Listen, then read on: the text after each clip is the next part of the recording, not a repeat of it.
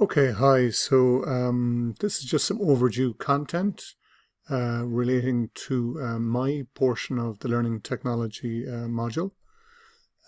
So just to kind of remind you of where we were at with that, the overall topics are current and emerging tech, online instructional design, which is what I'm dealing with today, and then multimedia e-learning authoring tools, which Shane is looking at, and delivery and learning management systems, although as I've been keen to point out, it's really learning management systems. So as I say, online instructional design. I've been through this slide a few times now, but just to remind you again what we're talking about here, or our working definition here of instructional design, is that it is about designing or creating learning experiences which make the acquisition of learning, which facilitate learning in a way that is more efficient, more effective, more appealing, or whatever kind of um, felt and feeling type of adjective you want to put there. Something positive, something feels good about it. Sometimes it's described as applied learning theory, so the application of what we know or think we know, because there are a number of different perspectives and there's a certain amount of debate about what works. But anyway, it's about the application of what we think we know about how people learn to the job of designing good learning experiences, however we define that. Okay, so I mentioned this the last day during the online lecture that I had these different videos that I sometimes use to get people thinking and talking about the different principles that we might follow when we do good teaching or do good training or facilitate learning in an effective way. So I've put two of these up separately, or I intend to. I haven't done it right now actually as I'm speaking, but by the time you're viewing this video, hopefully I will have put up two of these videos online for you to have a look at on Canvas and um, discuss a little bit. So I have the two I've put up are the Mavis Beacon, or will put up, are the Mavis Beacon teaches typing one, which in my mind is linked to behaviorism, is a very good example of how one might implement behaviorist principles in a piece of e-learning, or a piece of computer-aided learning in this case. And I've put up the fun video as well. It's quite dated now, but it represents a very different kind of an approach to learning, all based around kind of learning by doing and learning by discovery and different things like that that might be taught to chime with the whole world of constructivism. The one I haven't put up, you can look for it yourself if you like, is kind of this complicated video inside a video. It's a woman learning to play tennis, and a number of the things the tennis coach does with her can be linked. It's maybe a little bit tenuous, but can be linked to the whole world of cognitivism. So I don't have time to go through it now, and maybe it works better as an asynchronous activity anyway. But yeah, so that's maybe a kind of a soft introduction to things. Now for the harder one, let me more formally introduce those three main learning theory schools, if you like. So there they are, the three different schools: behaviorism, cognitivism, and constructivism.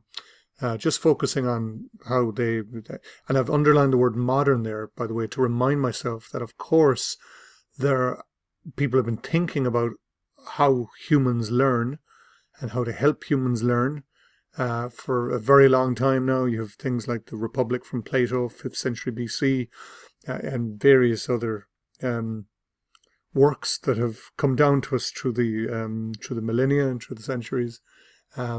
So when we say that there are three major schools of learning theory, I guess we're really talking about 20th century onwards, beginning with behaviorism, then cognitivism kind of succeeded it or sat beside it, came along, I suppose, in part out of a certain identification of some of the limits of behaviorism, both in terms of its descriptive and explanatory power. Then cognitivism was succeeded by constructivism.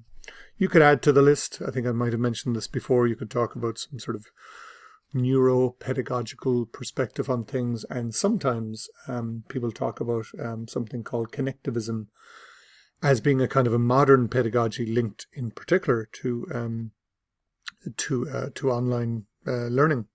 But I'll get onto that. I'll touch on that when I talk about cognitivism, I think, mostly. So as I was saying there, just to focus on how they differ in terms of what they think learning is, or how we might gloss what they think learning is. So for behaviorists, it's a definite and observable change in behavior. For cognitivists, it's not necessarily a change in the external behavior, if you like, but something going on inside the mind of the learner. Specifically, the integration, the accommodation of new information inside the long-term memory. And constructivism then is sort of turns both of those things on its head. Has a different view on kind of what it is to learn, and also sort of what reality is and what is knowable. But it would very loosely define learning as being about what the learner constructs, not what they're given by a teacher, or not one single unproblematically knowable reality, which they can, come closer to. Okay, so I shared these already, the two links, Ertmer and Newby, and the Muhammad Ali book chapter, from the Theory and Practice of Online Learning book from Athabasca University. There's another one that I wanted to add, which just came out towards the end of last year, called Theories and Frameworks, you can read it for yourself anyway, for online education, and makes an attempt to come up with some sort of an integrated model there. The first two were linked. I think if you read them, you can see that Muhammad Ali certainly read the Ertmer and Newby article. If you look carefully there, you can see that Terry Anderson was one of the editors of the Learning and Practice of Online Learning book, and this article that I'm directing you towards here is based on an article Terry Anderson wrote. Terry Anderson's associated with the Athabasca University, which is the kind of Canadian Open University. This one's a tough read, by the way, but maybe have a quick look at it. You might pick something up. Okay, so I used to teach the learning theory module on the old version of the Masters in Teaching and Learning, and I sometimes lecturing on learning theory in general, or specific topics within learning theory. When I'm covering behaviorism in those contexts, I would sometimes, and it would be quite a common approach, talk about some of these key figures in the history of behaviorism. So this is quite a common grouping, I suppose, although Thorndike rather unfairly sometimes doesn't make the list. The big one for us, though, and the big one in general, I suppose, is B.F. Skinner. Anyway, I'm not going to do it that way. I'm going to do it. I'm not going to do it this way either. But let me tell you a little bit about this slide here. So this is a video you can watch for yourself at that URL. It's one that I sometimes use to show the kinds of experiments that really are kind of at the heart, if you like, of behaviorism, or certainly, if you like, gave it its start. So the video, as you'll see if you follow the link, shows an albino rat, a white rat, inside in what came to be known, against his desire, really, as a Skinner box, more formally as an operand conditioning chamber, which, as you'll see again in the video, has levers for dispensing food pellets. And not in the video, but worth noting, is that the floor is a kind of an electrified grid, which could be used to punish the rats. So lots of different Experiments were done, different kinds of schedules of what behaviorists would have called reinforcement and punishment would have been used to kind of figure out the optimal combinations, I suppose, in terms of, well, in this case, teaching the rat to press the lever for a food pellet, and what would the optimal way be to sort of extinguish that behavior, or get them to unlearn that behavior, and what role would punishment or the simple withdrawal of the food pellets play in that.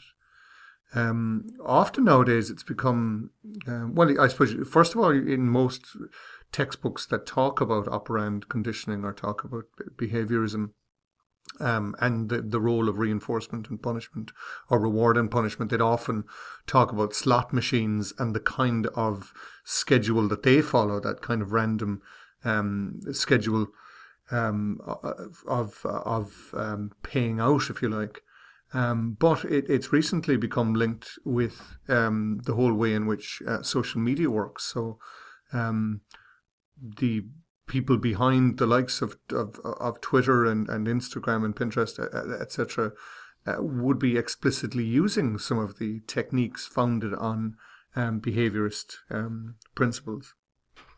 So have a look at that video for yourself. But I want to get onto this and say that at the heart of behaviorism, or at least the kind of bit of behaviorism that we're interested in, I might get into it in a while, that there are two different kinds of conditioning, actually, that behaviorists talk about. There's the classic or Pavlovian type of conditioning, and there's the operand, or maybe we call it the Skinnerian kind of reward and punishment type of conditioning. And it's the latter, really, that we're interested in as would-be e-learning designers and developers.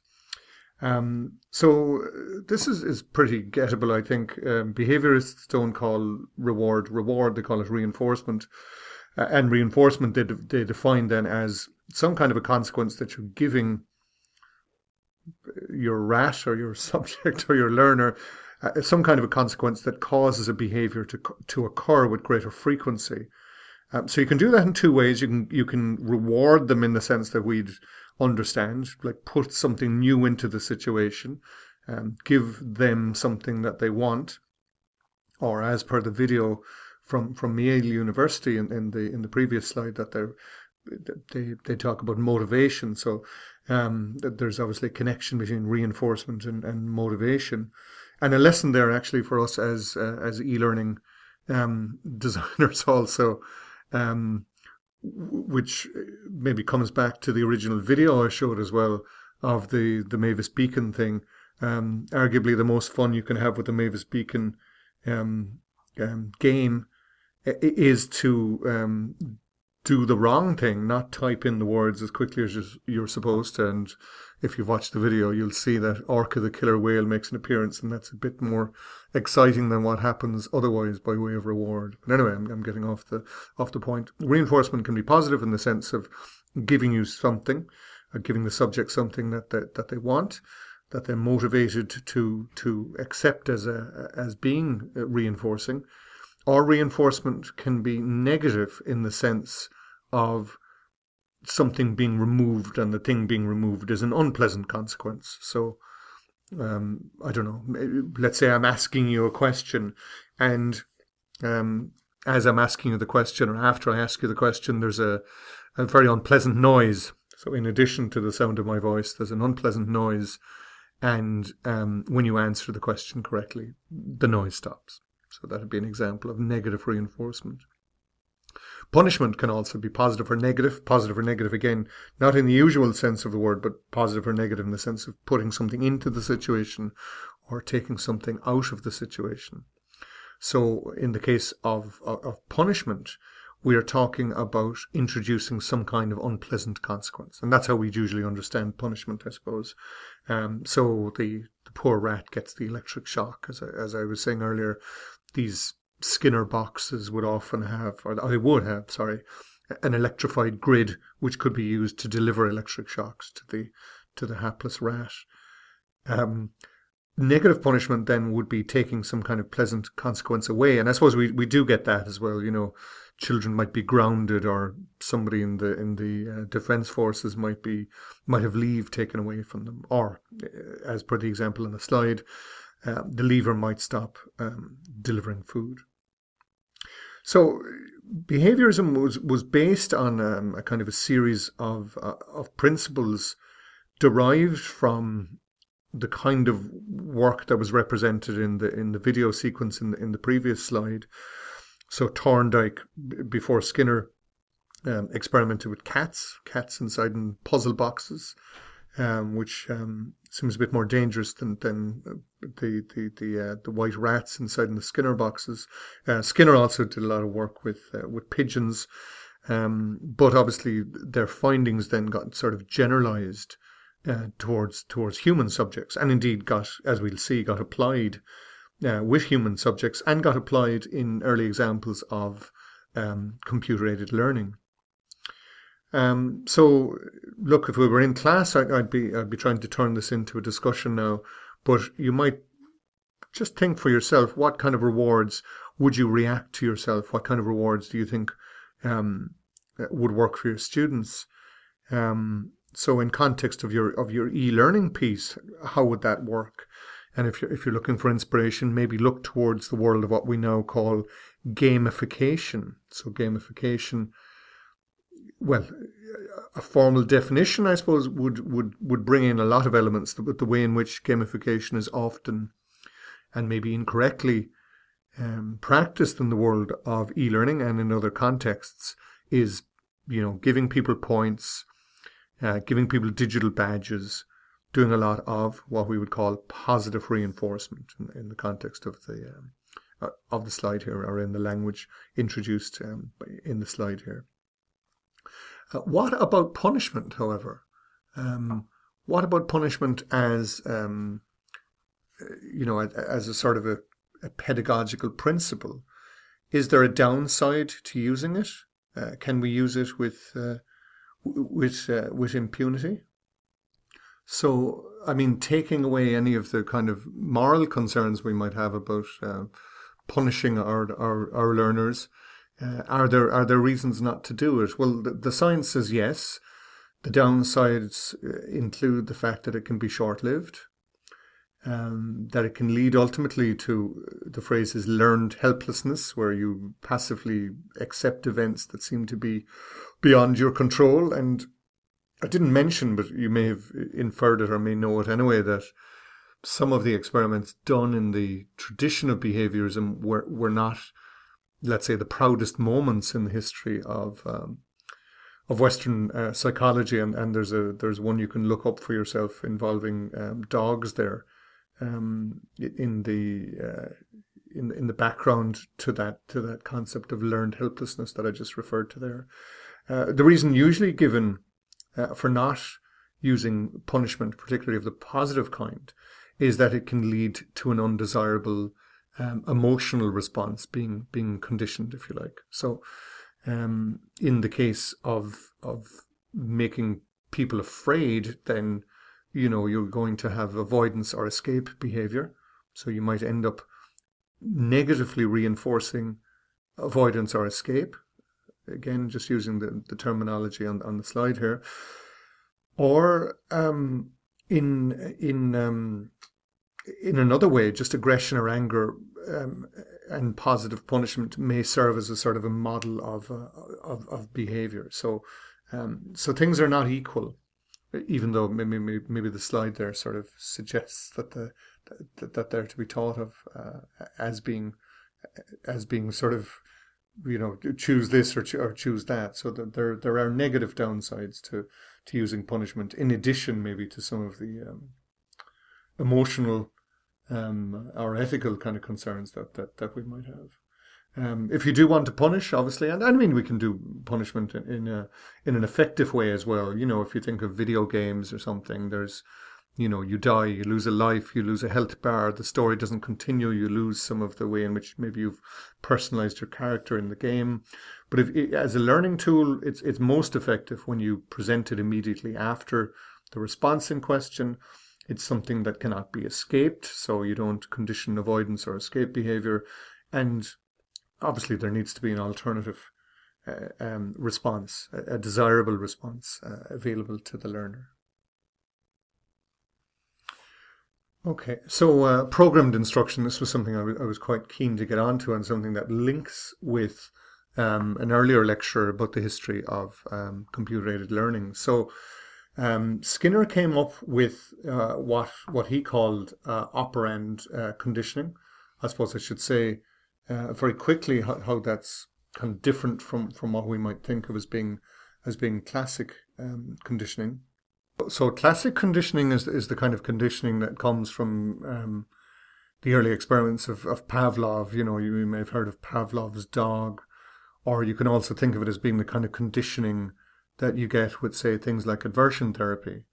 So in this classic or Pavlovian conditioning, you could say you're kind of messing with people's involuntary responses. You're messing with their natural kind of responses to things.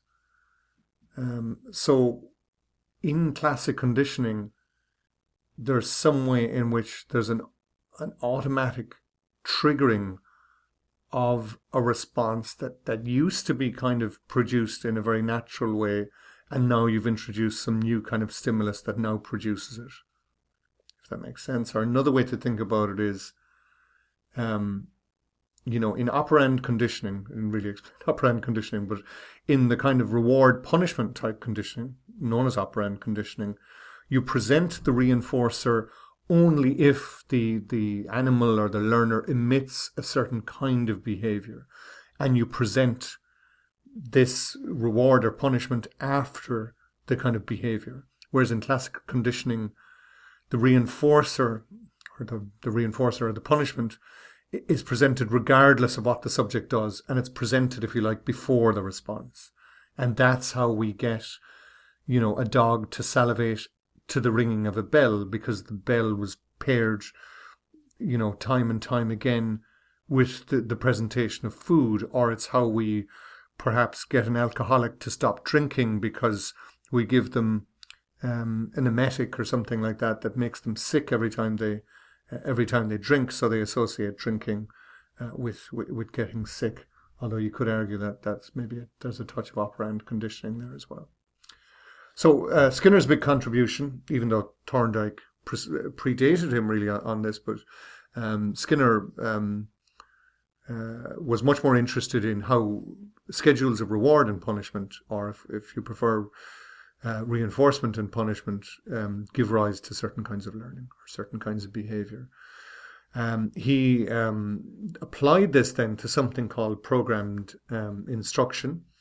And the idea here, as per the slide, is that learner responses are shaped to give a correct response, and therefore their behavior, what they do, is brought under a certain kind of control. So the way it works is this. You get a very small unit of information called a frame that is presented to you as a kind of a stimulus. So something gets said to you, Dublin is the capital of Ireland, or what have you. Then the learner is prompted to make some kind of response based on that information. So, what is the capital of Ireland? They make a response, Dublin, having already been told Dublin is the capital of Ireland. And then through feedback, he or she is informed whether they're right or wrong, and the right response gets reinforced in some way. Either simply by being allowed to progress, or maybe there's some kind of happy noise or something like that.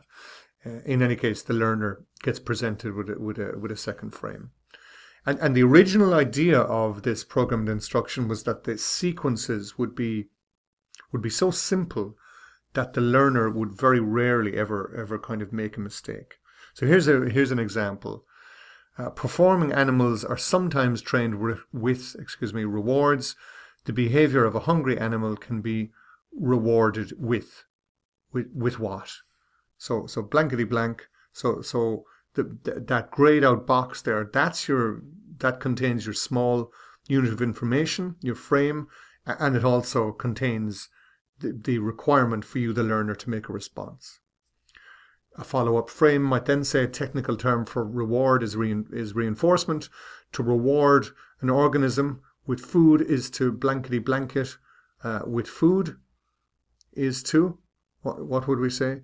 Is to reinforce it perhaps with food. And food was the correct answer to the first question as well. And then technically speaking, a thirsty organism can be what with water? Well, you might say, well, rewarded, but it says technically speaking, so reinforced would be the correct answer there. So think for a moment about that. How does that strike you as an educational experience? How might it be improved?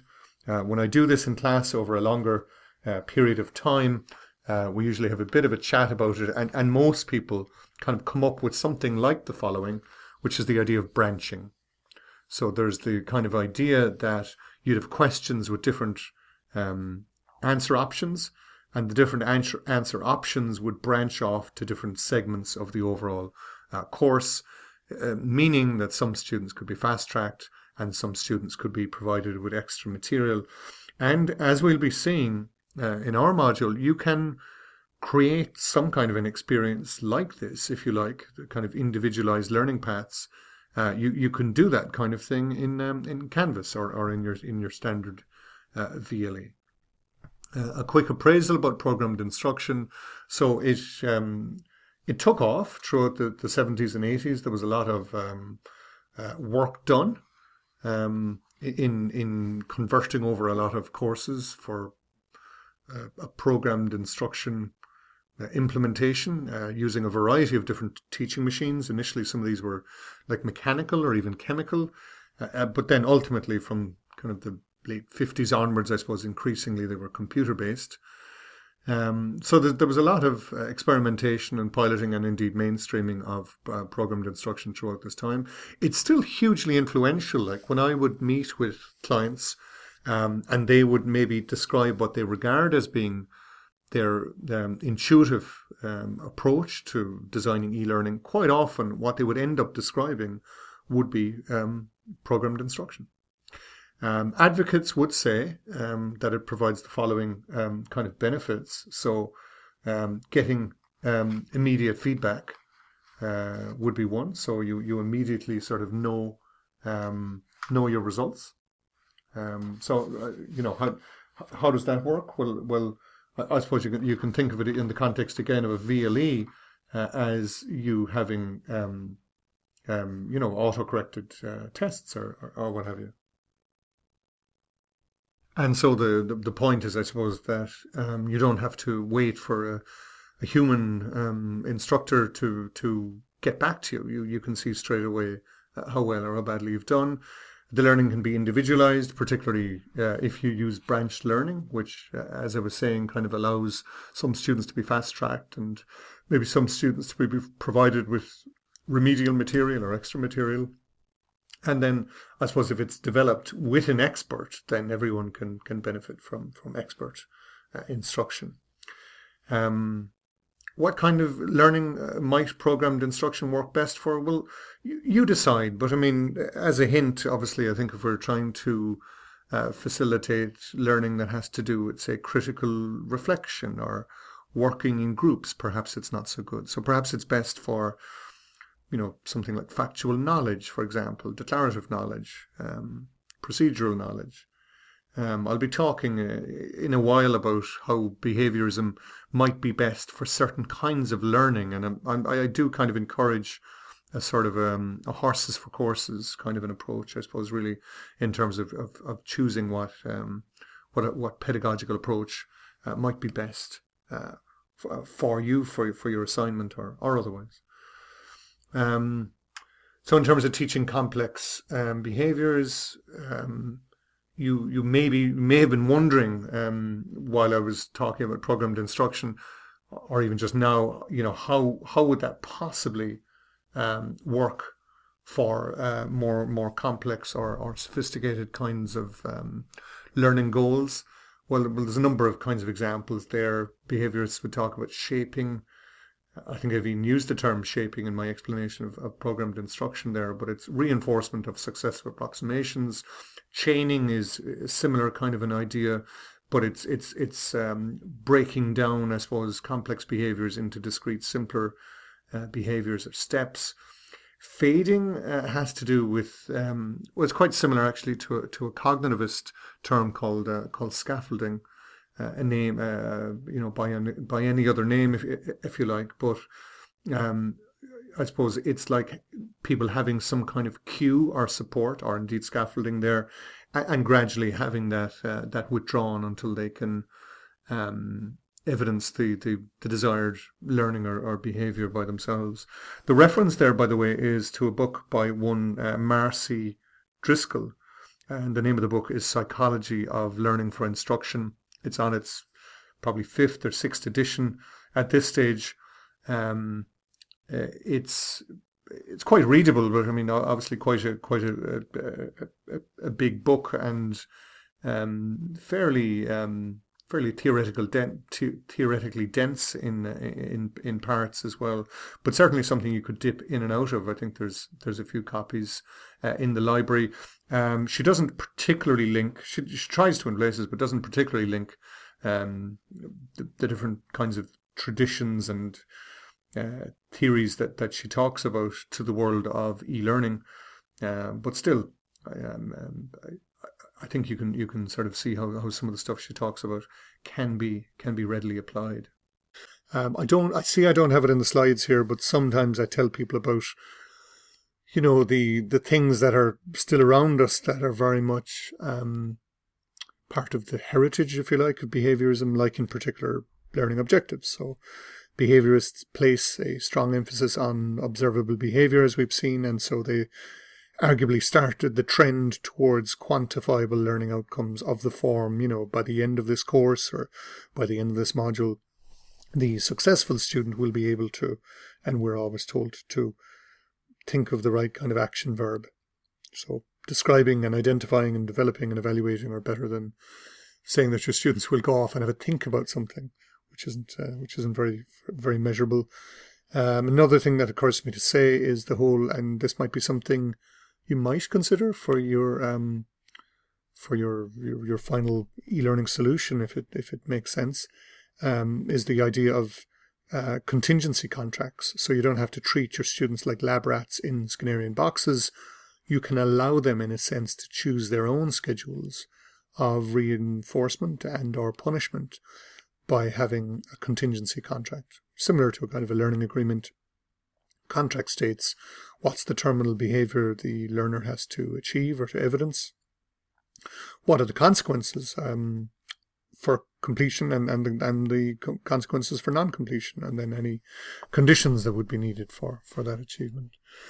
Here, though, I've just copied and pasted from the Ertmer and Newby article, indicating some principles you might decide that you want to carry forward, depending on what it is you're trying to teach or what your teaching approach is. So we have things like that you might decide to place an emphasis on producing observable and measurable outcomes, that you might consider it a good idea to pre-assess the students. So you don't necessarily have to be coming from a behaviorist perspective to think that that's a good idea. You might want to place an emphasis, when you're putting it all together, on how you sequence things. So things progress from a more basic to a more complex level, or from a known to an unknown in a very planned, systematic way. You might want to use reinforcements or rewards to impact performance. You might want to use cues, to use shaping, which I was just talking about there, and practice to ensure strong stimulus-response associations. Very similar points from Muhammad Ali there. Tell the learners the explicit outcomes. Test to determine whether or not they've achieved the learning outcomes. And he's talking about online learning there, so there's references to online testing. He talks also about the sequencing, so moving from the simple to the complex, as Ertmer and Newby had it, known to the unknown, as I've mentioned. Knowledge to application, he says. Well, you could argue you could sometimes go the other way. In a sort of inductive approach, you could move from the application to the knowledge or the abstract principles, and then he's big on the feedback which so you can see how that derives from a behaviorist point of view. Students need to know how they're doing. They need not necessarily to be given electric shocks, but they need some kind of a feedback. He says they need to be able to take corrective action. Well, I suppose that is behaviorist, but you could also argue, as we'll see, that it might be viewed as being sort of slightly cognitivist. Where would you use behaviorism? Well, big long rigmarole there from Ertmer and Newby, indicating that it's good for building and strengthening stimulus response associations. So use it, they're kind of saying there, use it for recollection of facts, for defining and illustrating concepts, for applying explanations, and for automatically performing specified procedures. So if the thing you're developing seems to fall into those categories, perhaps consider behaviorism, or perhaps consider behaviorism for some of what you're doing. Because as I'll get on to, I do consider it a question of sort of horses for courses, and I could see how even if it is just 1 hour of an e-learning solution that you're creating, that you might still want, that it might still have, some bit of sort of factual knowledge that you're trying to convey, followed by something a bit more cognitively sophisticated, where you might reach, let's say, for constructivism rather than behaviorism. My brief kind of gloss on it, I don't think it's sort of, well, I wrote the words, but I'm not sure. I'm sure I'm not the first one to put it this way. But I suggest that behaviorism might be good for teaching how to, and for teaching that. So what would you call it? Sort of definitional, procedural knowledge, declarative knowledge, that kind of thing.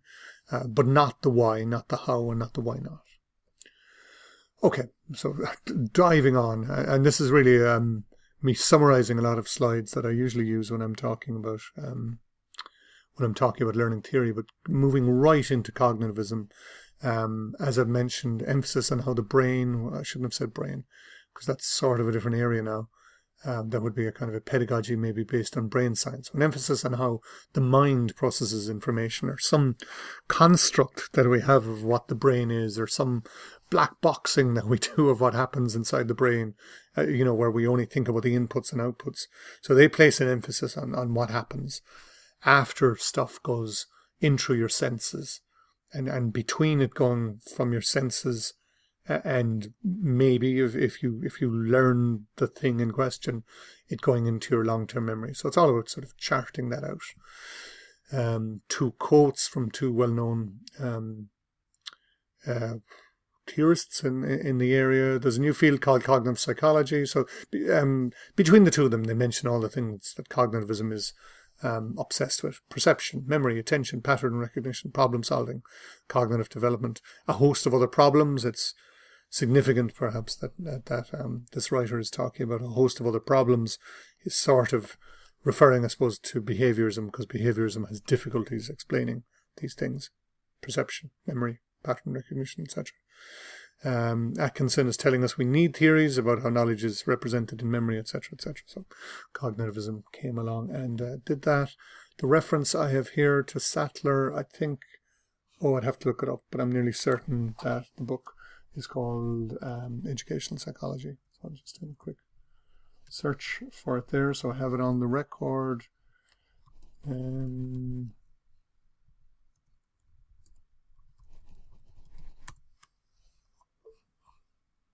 Oh, actually, sorry. The book is called The Evolution of American Educational Psychology. I recognize it now. I think originally published 1990 or something. I had a reprint from I forget from where.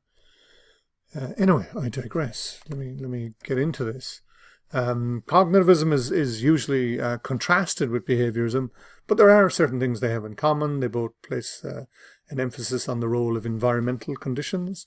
They both are quite into the notion of practice making perfect and the idea of giving corrective feedback. They are into simplifying and standardizing knowledge and learning, and they're into doing learner and task analysis, and what we've referred to in our template for this module as instructional analysis. But the differences are pretty big. With cognitivism, there's a big focus on the learner's mental activity. So Behaviorists don't like to talk about the mental or the invisible sort of events that happen inside in our heads. They focus on information processing strategies. Again, that's stuff, our activities or processes that happens inside in our brains. And they have a view of learning essentially as being about information stored in the memory, or getting information to be stored in your long-term memory. I think I have the reference for it here. I took this diagram from Muhammad Ali's book, but it's like a very generalized view of what the cognitive psychologists think learning is all about, and a kind of a generalized version of what is known as the cognitive information processing model. Super simple, I think it is anyway.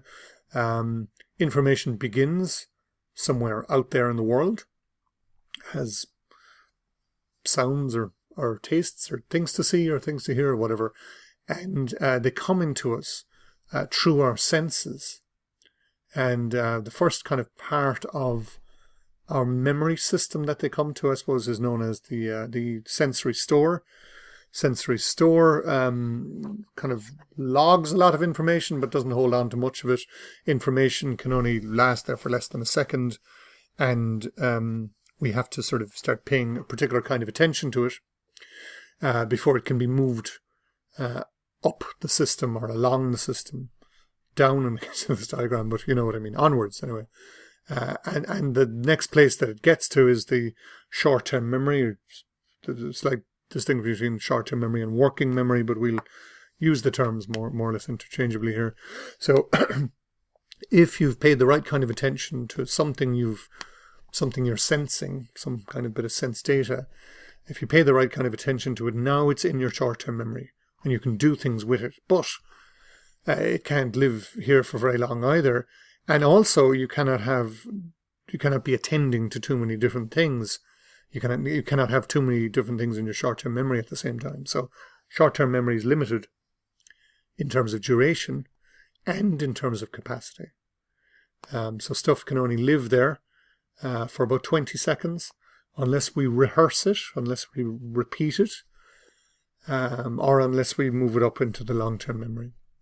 If we try to remember particularly long phone numbers, let's say, we may well discover that that we can't. If I told you and you were using no particular strategy to do it, if I gave you a 20-digit number and told you to remember it, it would probably be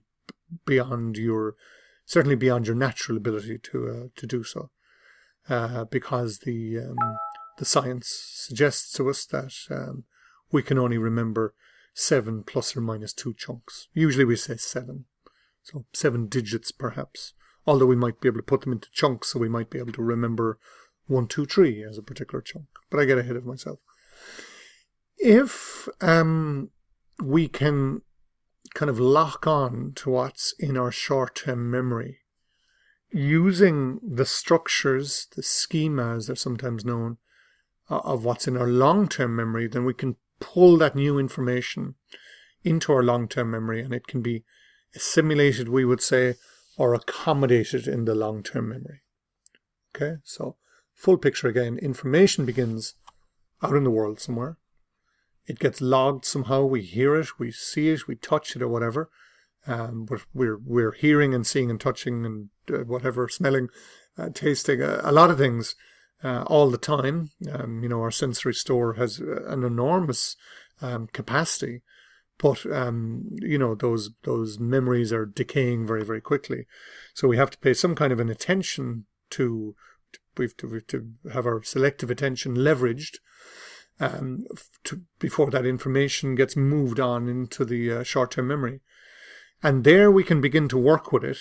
But it also doesn't get to live there for very long, maybe only about 20 seconds. And we can't store too many things there. We can't store too many bits of information, or can't store too many chunks of information. But if we do the right bit of work with the stuff in our short-term memory, it finds its way into our long-term memory.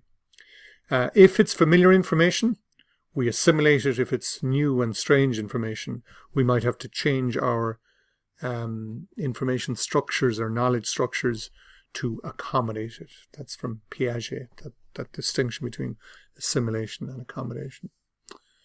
So let me say one or two things about each of these. As I say, there's this really great book by Macy P. Driscoll called Psychology of Learning for Instruction, and I've based at least this slide and I think a few of the following ones upon it. So sensory memory, you can think of it as being the kind of the visual after image when a match quickly lit extinguishes, if that sort of makes sense. So you're in a dark room, a light comes on just for a second and then goes off again. And you know how you can have this kind of after image that you could almost use to find your way around a room or something like that. Well, you're kind of working from your sensory memory if you're doing that. So we, as educators, have to be aware of how transient this is, or how necessary it is to gain the attention of our learners. So we have to be aware of the ways in which to gain their selective attention. So selective attention, formally defined, is the learner's ability to select and process certain information while simultaneously ignoring other information. So, we all know this kind of a trick where, somebody blocks their ears as you're trying to tell them something, and they maybe sing a song or something as they're doing it. But selective attention formally is our cognitive ability to block out certain things and concentrate on certain other things in our field of perception or whatever. So how do we do it for our learners? How would you do it when you're putting together your piece of e-learning? Well, you could think about the meaning that the information holds for the learner. So there's nothing we like more, perhaps, arguably, than to hear the sound of our own voices, or sorry, the sound of our own names. So that is something you could use, or anything personal about them that you could kind of leverage. Similarity between competing information, that hurts. So we sometimes would say to use, I suppose, kind of particular visual cues, particular visual ways of distinguishing one piece of information from the kind of backdrop or something like that. The more complex and unfamiliar the information, the harder it is to pay attention to. And then there's all kinds of individual difference, which is a phrase I'll get onto, around age and intelligence, levels of hyperactivity, etc. So the tips are: make it meaningful for the learner. So you may not know their name, but you could, for example, link content to their responsibilities. I remember we used to do this when we were developing commercial e-learning products. We'd suggest, look, if these are all operational managers or operations managers, then, maybe begin the learning by saying your responsibility as an operations manager is to ensure no money laundering takes place under your watch, or whatever the thing might be. And there's the notion that, that's a way of getting their attention. A few other things on the list there. I won't read them all out, but obviously reducing unnecessary distractions is a good idea. Assessments and tasks, or letting people know about assessments and tasks that are coming up, can be a good way of focusing their attention on certain information. And certain games and activities can increase learner attending skills.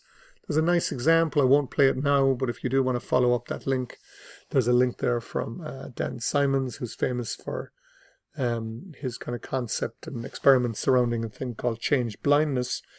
But he and a colleague, whose name I've forgotten, put together this video, which is quite well known.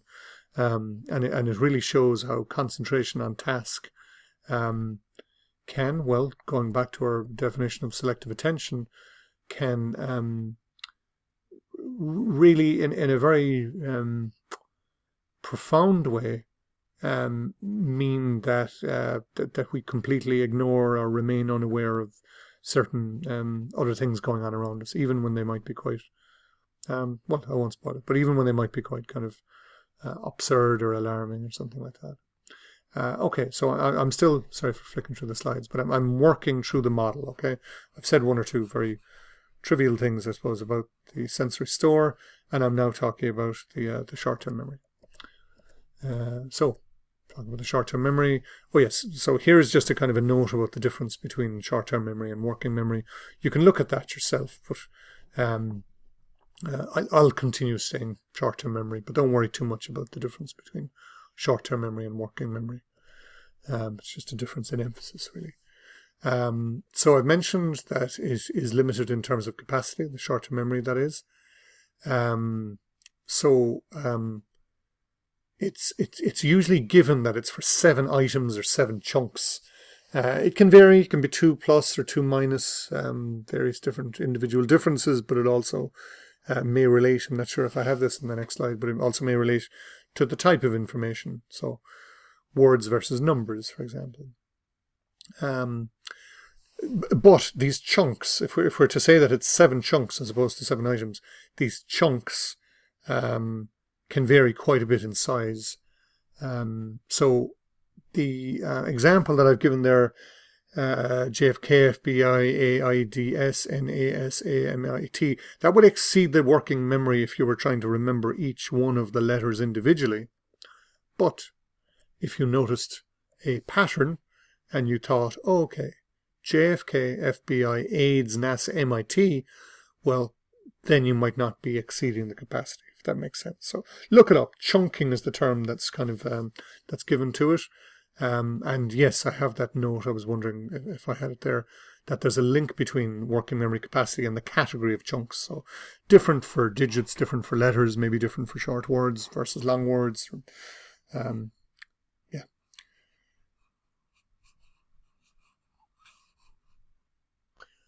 So yeah, as I say, do have a look at chunking, chunking. It's really about it's something instructional designers are quite concerned about. It's about taking the various different bits of information, if you like, and grouping them together in a certain way, and doing so in a kind of thematic way, I guess, a way that that improves the amount of, or increases the amount of information that your learners can remember. So yeah, do think about strategies you might use for grouping together information like that. Duration is another limitation to short-term memory. Peterson and Peterson have a kind of famous, it's one of these real seminal articles dating back to the 50s. A lot of the famous cognitivist experiments date to the 60s, but they set out to investigate the duration of short-term memory. There's an explanation there where they kind of got psychology students, as it happens, a lot of these experiments were done with psychology students, to recall these kind of meaningless 3 consonant syllables, and they were asked to count backwards in 3s or 4s from a random number until they saw kind of a red light appear. That's known as the Peterson technique, I think. And then they were asked to recall these 3 consonant kind of syllables after intervals of 3 seconds, 6 seconds, 9 seconds. And look, eventually, to cut to the chase, it's now generally accepted that unrehearsed information that you're not paying attention to or repeating to yourself, is lost from the working memory. Whoops, I slipped there, from the short-term memory in about 18 to 20 seconds, though it's sometimes said to be as low as 15 seconds. So this should maybe focus your mind, maybe as an educator, that we really have to kind of get in there, if you like, because our students can only hang on to the information for such a short space of time. There is what is hopefully a useful kind of summary of it all. I'm not sure what I originally based this on. Perhaps something in the Macy Driscoll book, perhaps somewhere else, but it's kind of a summary of the various different memory stores. Actually, I haven't, maybe this is out of sequence, I haven't actually got on to talk about the long-term store, but you can see what I've said there in terms of capacity and duration for the sensory store and the short-term store. And there's just a bit about where the source of the content for those different memory stores is.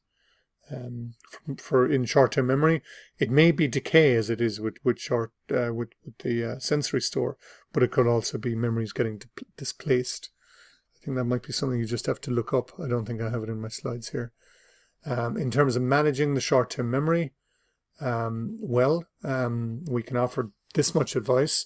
That we know now that there's scarce cognitive resources when it comes to the short-term memory, and that we can reduce that, or we should do our best to reduce it, and we do so by keeping certain information maybe that's critical to overall understanding or to navigation through, let's say, the e-learning solution, keeping that available during all times. So thinking about things like glossary of terms or some kind of navigational aid or some kind of overview section or something like that. I'm not sure if I have a slide on dual encoding theory. Sorry, spoiling it all now by flicking ahead. Maybe I don't have something on dual encoding theory, but basically it's a kind of a theory of cognition, or how an elaboration, I suppose, on that basic cognitive information processing model that I was offering earlier, which suggests that we process and represent verbal and non-verbal or graphic-like information in separate but related systems. And there's implications there in terms of how we design e-learning, or how we create learning materials. So do have a look into that. Not entirely without its detractors as a theory, but certainly impressive if it's something that you want to use to perhaps justify your use of graphics or visual cues or something like that. Another significant point, which kind of links, I suppose, to some of the kinds of things that Richard E. Mayer says, who I'll get onto in a moment, is that, when you're organizing information for your learners, it's best not to lose them in overly elaborate hierarchical structures, for example. And then, as I've mentioned, the process of chunking up the content, and also, I suppose, of sequencing it, is critical, because it can aid the e-learner enormously in terms of how much information they can simultaneously hold inside their working memories, which again has a direct correlation with how much they can get into their working memories, but also maybe the kind of level of sophistication, if you like, of their critical reflections and so forth. So somebody who's made a whole career out of saying things like this, I think I mentioned him very early on in the module, and I think somebody said you'd all, as a group, come across him as part of the learning theory module last semester. But anyway, the guy's name is Richard E. Mayer. That's a copy that's the front cover of, I think, the first edition of that e-learning and science of instruction book, which is really like a collation, really, of his life's work and all these various different experiments he would have done into how people learn best initially from online multimedia. So it's full of stuff like this. There's loads of different summaries of it that online. The online example course that I put up for you guys on Blackboard actually has a good link to an account of Richard E. Mayer. But it's full of stuff like this. Multimedia principle. Which would you prefer? The explanation of the track pump, which is text only on the right-hand side, or the version that is text and graphics? Well, apparently it is more pedagogically effective to include words and graphics, which is good news for graphic designers and people like myself, because I'm not sure if I agree with the rationale here, but the data is quite strong. The empirical data is quite strong. The rationale he offers anyway is that with a kind of a multimedia presentation where you have text and graphics, let's say, it encourages the learners to learn actively by mentally representing the material in words and pictures, and mentally making connections between the two, if you like. And he reckons that those learning from words and graphics produce 55% to 121% more correct solutions to transfer problems, as he calls them, meaning learning transfer problems. They're simply just little tests he used to give them at the end of these research studies that he did. Here's a kind of a counterpoint to the multimedia principle. So this looks like it's getting it all right. Look, I've got a nice image of a man here in a kind of a miner's helmet, or whatever you'd call it, and here it says Introduction to Health and Safety. Anything wrong here? Well, it's not relevant. If you start reading through some of the content here, it has got nothing to do with men in miners' hats. So the coherence principle indicates that extraneous pictures and words and sounds, or any other kind of rich media content, can interfere with the process of learning. They can hurt the learning rather than helping it, because they're using up a learner's limited cognitive capacity. Some explanation there, I won't go into it. about ways in which that interference can take place in terms of things like distraction, disruption, seduction, etc. Another one from Richard E. Mayer, his contiguity principle. So which is more effective, do you think? Having the words near the graphics that the words refer to, or having the graphics and the text-based explanation kind of separated well, as you might be thinking? It's the first one. By the way, he's kind of breaking his own coherence principle there, because there's a lot of crazy stuff going on in this image that I won't go into, which doesn't seem relevant to what the image appears to be about, which is explaining the water cycle or something of that nature. But again, contiguity principle suggests corresponding graphics and printed words should be placed near each other, and some examples of some common violations that you find with online courses there. So have a look at the Richard E. Mayer stuff. I think that was my last slide on it. Yeah, have a look at the Richard E. Mayer stuff, and think about maybe you can use it as a justification for your own intuitions about what works online, if that makes sense. Okay, last bit of the cognitive information processing stage model, the long-term memory.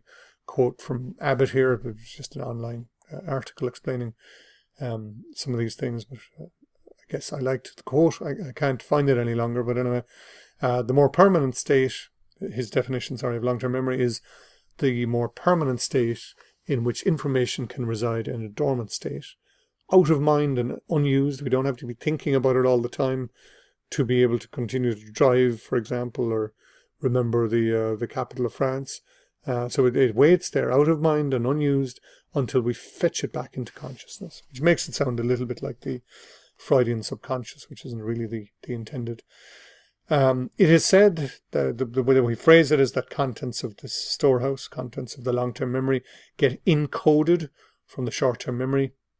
That new information is either accommodated or assimilated.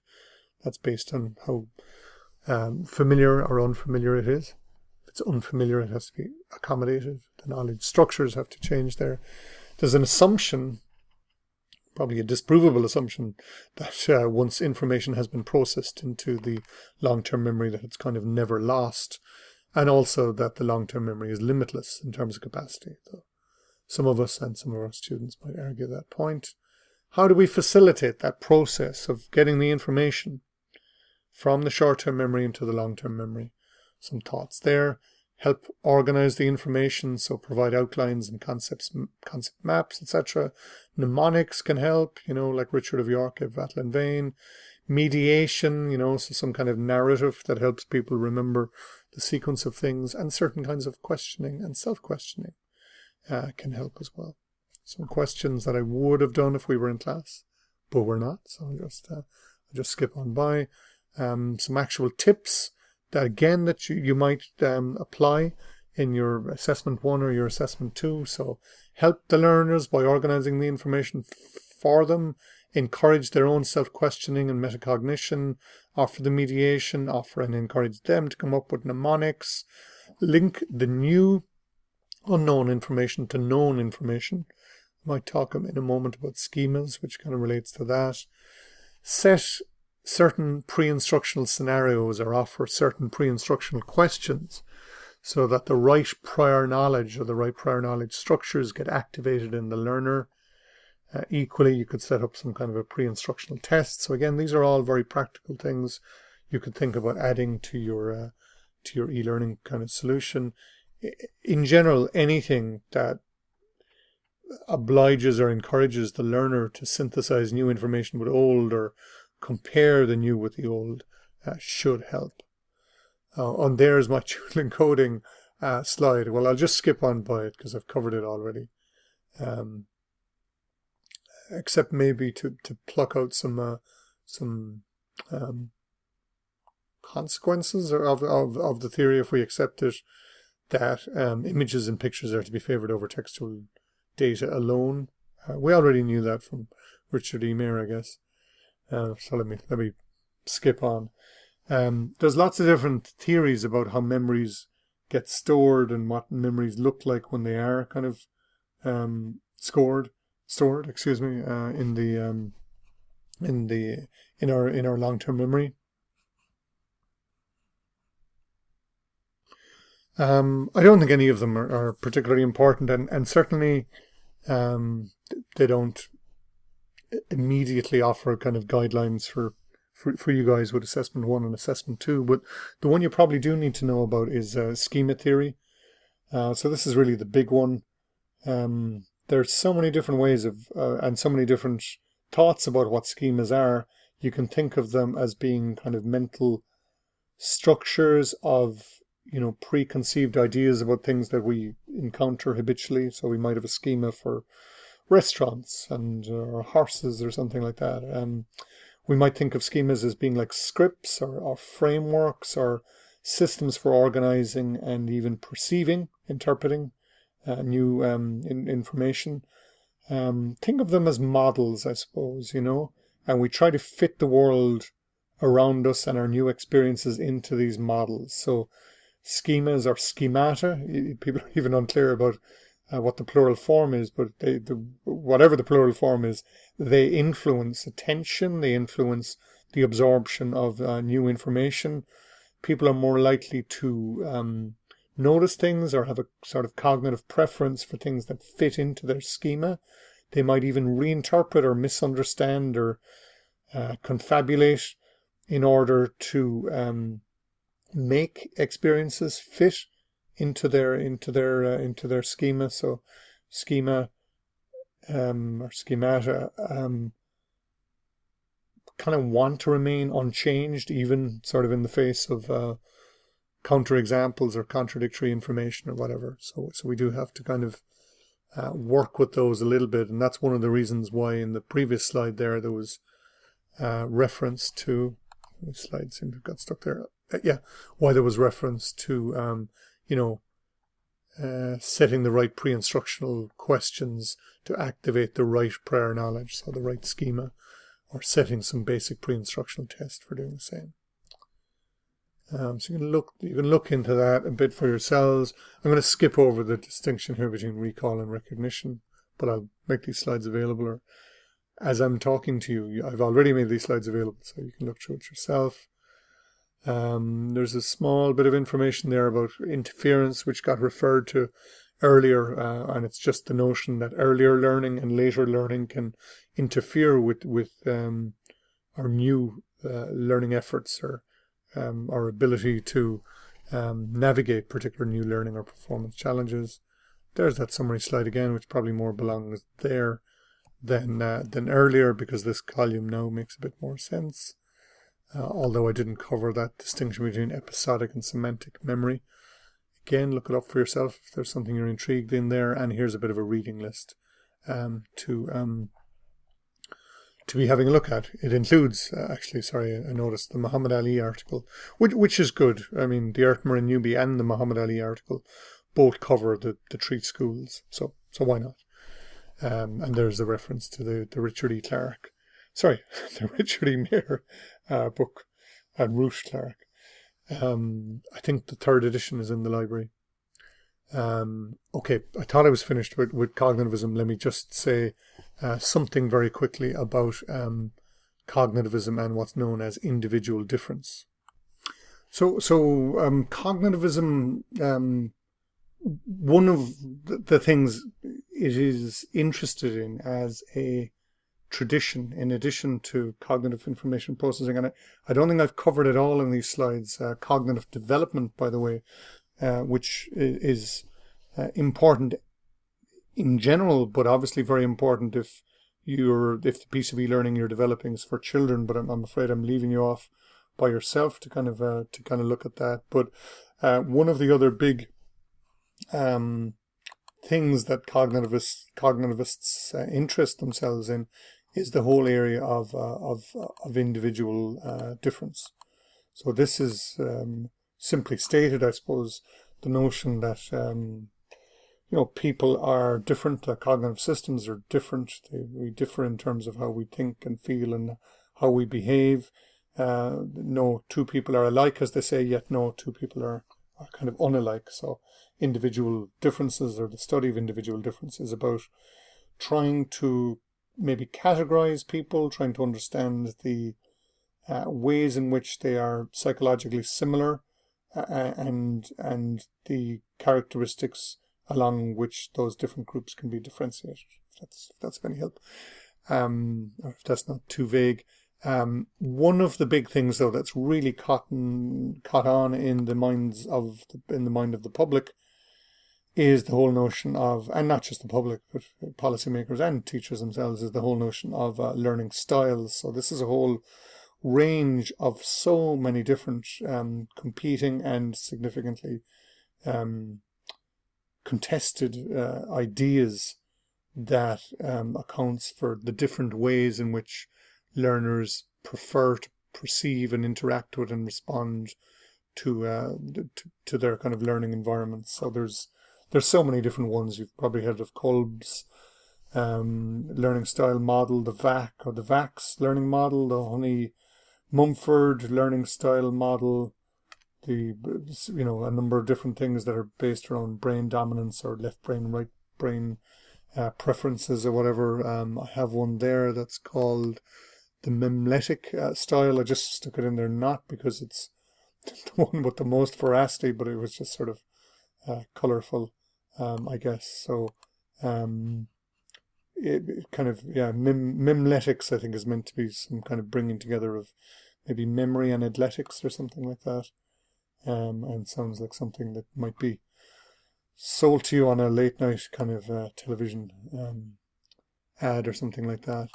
I'm not going to do much about learning styles, except maybe to let people know, in case you haven't heard, that there's a lot of growing skepticism about the validity of using learning styles in education, and certainly in terms of using learning styles in a very systematic way, as would have been attempted to develop e-learning solutions, that would change depending on what somebody's learning style was. So critics would say that there's no consistent evidence at all that you're going to get better outcomes from identifying a learner's learner style and then somehow giving them a learning experience that fits to that kind of style. And there's a lot of critics that go much further than that in terms of their criticisms. There's been a few kind of meta-analyses and lit reviews of the thing. So treat skeptically, I would say, even though you will hear it kind of mentioned quite a bit. My slides have got stuck again. Okay, here we go.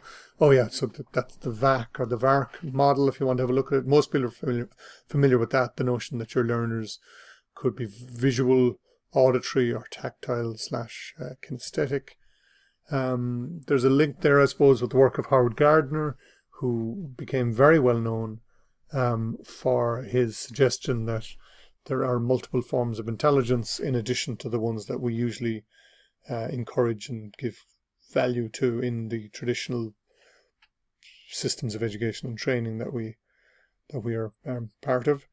So we usually prioritize things like verbal linguistic and logical mathematical, and not so much traditional intrapersonal or interpersonal or perspatial or any of those kinds of things. I think the best we can say is as follows, that online courses should include activities for various different styles, learning styles and cognitive styles. This might mean using different approaches or offering different approaches to the same topics, that you should maybe try to leverage off different cognitive styles and intelligences. In particular, you think about an overemphasis on writing essays or writing reports. There's the notion, again, similar, that assessment regimes, the assessment methods that we choose should take accounts of the fact that there might be different styles or intelligences without necessarily having to, choose one of those many, many different models that I was talking about. Whoops. Sorry. At very least, I suppose it gives us the sense that there might be no silver bullet, no single right solution in terms of delivery, assessment, design, development, modality, etc. Here's the sum up on cognitivism. So I offered a sum up on behaviorism there a while ago. So Ertmer and Newby say cognitive theory is usually considered more appropriate for explaining or helping with complex forms of learning. So reasoning and problem solving and information processing. Obviously, as I've said, the whole thing is kind of about information processing. But it's better at those, it's claimed, or the